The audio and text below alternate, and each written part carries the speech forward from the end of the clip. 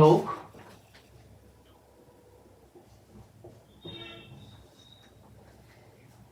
ए आपका a is equal to two, a is equal to two दे रखा है, डी इज इक्वल टू 8 है, D is equal to 8, S of n 90, S of n 90।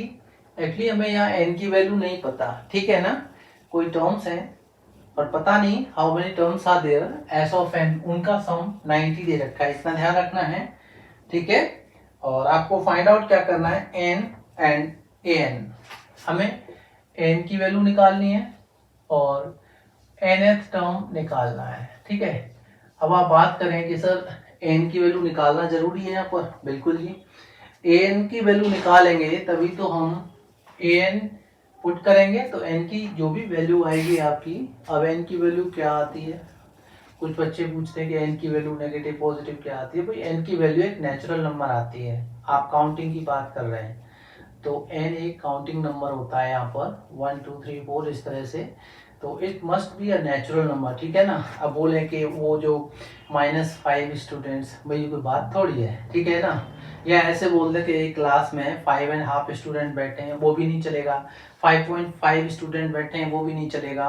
N must be a natural number here, ठीक है। चलो ये बस मैंने ऐसे ही बता दिया है, ठीक है। और सीधी सी बात है, ये जब हम क्वेश्चन नंबर 3 कर रहे हैं तो इसके 10 पार्ट्स हैं। एक बात मैं आपको बता दूं, ये संस्कृत का एक श्लोक है, उसे जरा ध्यान रखिएगा। विद्यार्थी के जो लक्षण होते हैं, काकचेष्टा बको ध्यानम स्वान निंद्रा तथैव च, अल्पाहारी गृह त्यागी विद्यार्थी पंच लक्षणम। जब भी आप पढ़ाई करने बैठते हैं तो आपने ध्यान रखना है कितना खाना है, 50% ही खाना खाना है। मेरा मतलब अगर आप 2 चपाती खाते हैं तो 1 चपाती खा करके बैठिएगा, ठीक है ना। अल्पाहारी आपका वर्ड आया है इसमें, अल्पाहार करने वाला, थोड़ा खाने वाला, ठीक है। तो उसको नींद नहीं आएगी, हैं, ऊँगते रहते हैं पढ़ते वक्त हम जो है क्लास में। तो आप अपना लंच बॉक्स देखते हैं ना, कुछ बच्चों का हैवी डाइट आती है, उसमें क्या आता है पता है आपको, पालक पनीर आ रहा है, मटर पनीर आ रहा है, 4 पराठे आ रहे हैं। अरे वो जो 9th क्लास 10th क्लास का बच्चा है, मटर पनीर, 4 पराठे, पालक पनीर, आलू पनीर, ये वो जब खाएगा, इतना हैवी डाइट ले लेगा, तो वो लंच के बाद तो वैसे भी नहीं ढंग से बैठ पाएगा, सीखेगा क्या। तो मेरा पेरेंट्स से भी कहना है कि इनको अल्प आहार दीजिएगा, धीरे धीरे करके, है ना। जैसे चिड़िया चुगती है ना, चिड़िया दाना खाती है वो, और चिड़िया को अगर चुगा भी दिया जाए थोड़ा थोड़ा तो वो इजीली डाइजेस्ट हो जाता है। तो इजीली डाइजेस्ट हो जाए उतना खा करके आप बैठिएगा, इतना मत खाइएगा कि आप सो जाएं, आपको नींद आने लगे, ठीक है। नींद आएगी तो आप पढ़ नहीं पाएंगे। चलो, तो यहाँ ए दे रखा है, डी दे रखा है, एस ऑफ एन 90 है, एन की वैल्यू कैसे निकल सकती है। देखो भाई, ए और डी दे रखा है, भाई इनसे इक्वेशन नहीं बनती, ठीक है। एस ऑफ एन 90 है, कोशिश करते हैं।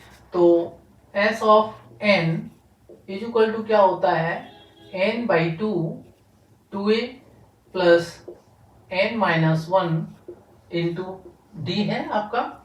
एस ऑफ एन 90 है तो ये 90। अब एन की वैल्यू पता है क्या हमें, नहीं ना, ओके। तो इसको एन बाई 2 ही रखेंगे और 2a है तो 2 इंटू 2, ए की वैल्यू 2 पुट कर दी हमने, एन निकालना है तो एन माइनस 1 और डी हमारा 8 है, राइट। ये हमारा 90 है, इसको मैं इधर शिफ्ट कर देता हूं, ऐसा करूं तो कितना हो जाएगा, 180 हो जाएगा, इज इक्वल टू एन इधर रखेंगे हम लोग, 2 2 ज़ा 4 और ये कितना हो जाएगा 8n माइनस 8, ऐसा कर सकते हैं हम लोग। वेरी गुड, ध्यान देंगे हम। तो ये अभी देखिए, ये आपका 180 है, 180 इज इक्वल टू एन, और ये आपका 8n माइनस 4 हो जाएगा, राइट। यहां से हम 4 कॉमन ले सकते हैं, तो 180 इज इक्वल टू एन है, ये 4 कॉमन लिया हमने तो क्या आ गया 2n माइनस 1, ये 4 इधर शिफ्ट कर देंगे यहां से हटा करके हम, तो ये कितना हो जाएगा 4 4 जा 16, ठीक है ना, और 4 5 जा 20 इज इक्वल टू, इसका इसके साथ मल्टीप्लाई कर दीजिएगा तो 2n स्क्वायर माइनस एन, ये आपकी एक क्वाड्रेटिक इक्वेशन बन जाएगी यहाँ पर, ठीक है ना। थोड़ा सा अब आपको टिपिकल कंसेप्ट आएगा, ऐसी कोई बात नहीं है कि आप नहीं कर सकते। आपने पॉलिनोमियल चैप्टर किया है, factorization is easy for you. देखते हैं यहाँ पर आपका मिडिलटन एक्सप्लॉइटेशन से इसको फैक्टराइज कर लेंगे, ठीक है। तो क्या करेंगे, ये जीरो ले लीजिए, राइट साइड शिफ्ट कर दीजिएगा इसको, तो 2n square minus n minus 45। ध्यान रखना है आपने, इसको हम अरेंज कर सकते हैं, 2n square minus n minus 45 is equal to 0। इस तरह से आपने पॉलिनोमियल को नोट डाउन कर लेना है।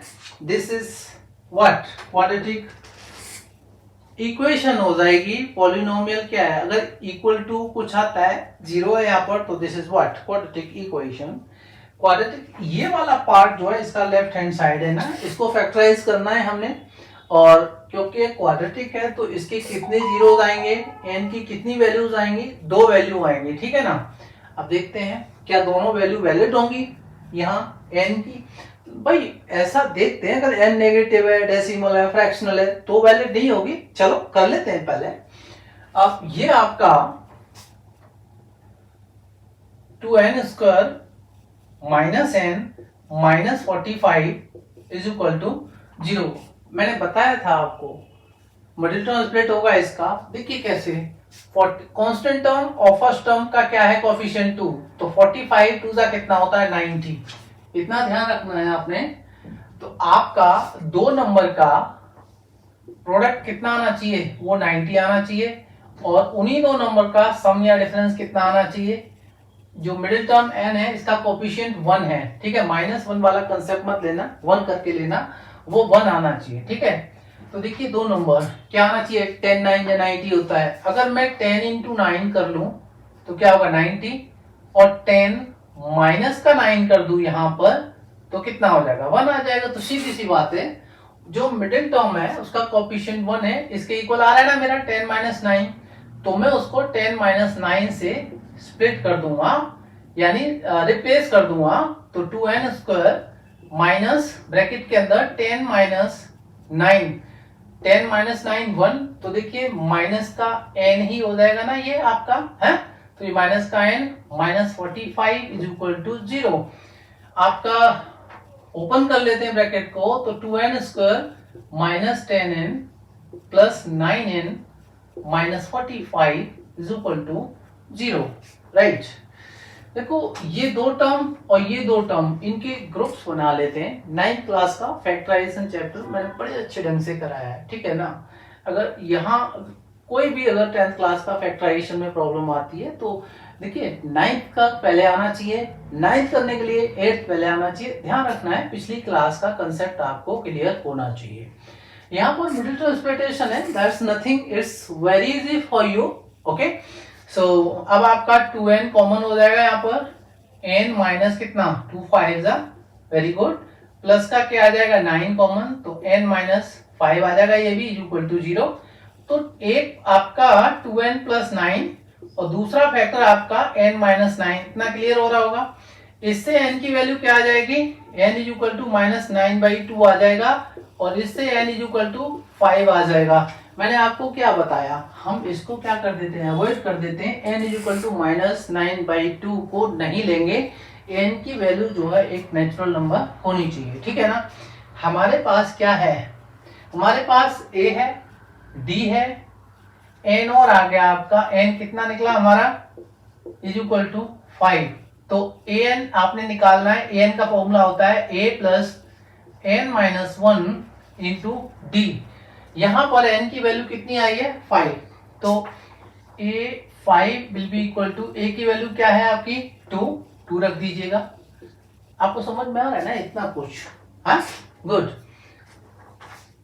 a की वैल्यू 2 प्लस n की वैल्यू 5 माइनस का 1, और d आपका 8 दे रखा है, निकाल लीजिए a5, तो 2 प्लस 4 हो जाएगा, ये 4 8 32, तो फिफ्थ टर्म आपका कितना आ गया 34 आ गया, ठीक है ना। n की वैल्यू आपकी 5 आ गई, फिफ्थ टर्म यानी a5 आपका कितना आ गया, जो an पूछा था, an मतलब n की वैल्यू निकाली और a5 बन गया वो, राइट। अब an आप बात कर रहे हो भाई, n निकाल के ही तो n उसमें पुट करोगे आप, तो a फिफ्थ हो गया ना।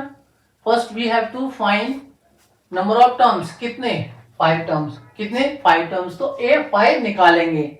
इस अरिथमेटिक प्रोग्रेशन में an निकालना है, मतलब n की वैल्यू निकल आई कितनी है 5, तो टोटल नंबर ऑफ टर्म्स कितने 5, ठीक है ना।